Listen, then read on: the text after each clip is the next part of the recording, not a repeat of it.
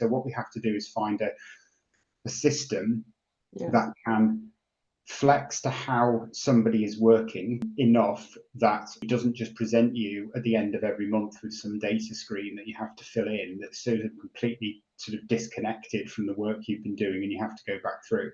When we've been working our way through listening to sort of LexisNexis and what it is you need to build, there's quite a lot of complexity required of phase and task and activity, and quite a lot of complexity of depth of team structure that you can then apply to these things.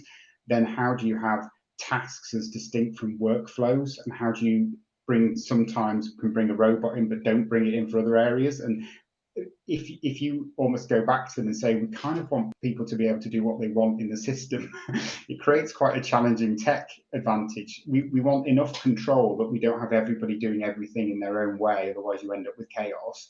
But we have to have enough flexibility so that someone who has run their own practice, has been used to being in charge of their own destiny, doesn't suddenly feel like this big sort of monster's watching them all day. And so that's what we've been bringing to life, which is what are the challenges that we need the system to deal with.